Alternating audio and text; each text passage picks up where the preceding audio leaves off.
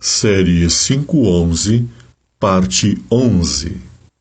E não vos associeis às obras infrutuosas das trevas, antes, porém, condenai-as. Efésios 5, verso 11, versão Almeida Revisada, Imprensa Bíblica.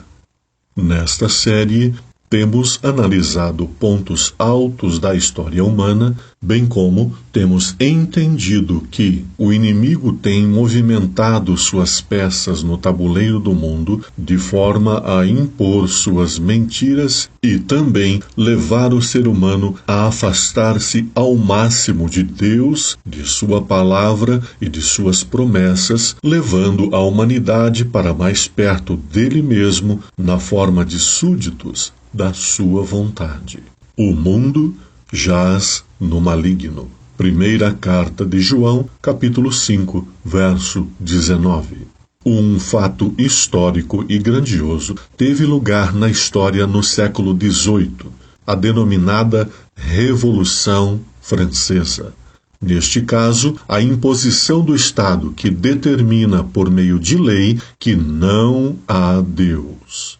Como forma de agravar mais ainda a sua ousadia nesse enfrentamento aberto a Deus, os franceses estabeleceram que a lei de Deus fosse substituída pela Declaração Universal dos Direitos Humanos, em 1789. Uma das declarações impostas pela Revolução Francesa, na pessoa dos constituintes da época, é que a razão, grandiosidade e autossuficiência da mente humana, mais o método científico, é superior à fé e às crenças religiosas. Observemos agora a pintura dedicada à Declaração dos Direitos Universais do Homem à época da Revolução Francesa. Conforme se pode perceber na imagem, a própria estrutura das duas tábuas dedicadas a essa declaração tem o formato das tábuas dos 10 mandamentos, indicando já de início uma afronta desafiadora a Deus, o governante supremo de todo o universo. Analisemos mais detidamente na imagem a composição da estrutura destinada a apresentar à humanidade a Declaração Universal dos Direitos do Homem. Em toda a obra pode-se perceber a presença de itens ou simbologias ocultistas que prevalecem em todo o mundo há muitos séculos. A haste central, que divide as duas tábuas ao meio, traz a fásquia, símbolo máximo do fascismo. Percebam o feixe de varas amarradas umas às outras como sendo uma única composição. Pois bem, este é o símbolo máximo do fascismo. As imagens a seguir também apresentam a fásquia, sempre presente como um feixe de hastes amarradas em um só. Ora, do que se trata esse feixe de varas? Sim, a ideia principal por trás desse símbolo é a união máxima de todas as pessoas como sendo uma só pessoa, seguindo as determinações de um único pensamento central. Ou seja, todos devem pensar como um, seguir o pensamento único estabelecido pelo Estado, assim caracterizando o fascismo.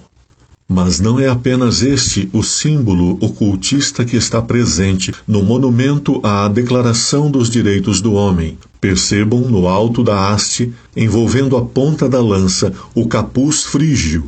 O capuz frígio é utilizado pelo deus Mitra, conforme se pode ver nestas imagens, ou seja, a presença na Declaração dos Direitos Humanos da simbologia ocultista do mitraísmo.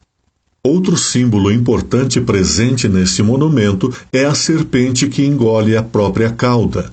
Veja no centro da imagem a altura do capuz frígio.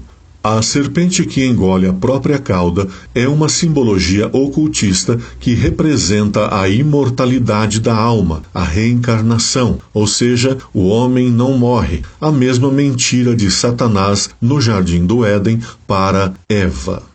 Perceba agora, bem no alto da imagem, o olho de Horus, o olho que tudo vê, também conhecido como o olho de Lúcifer.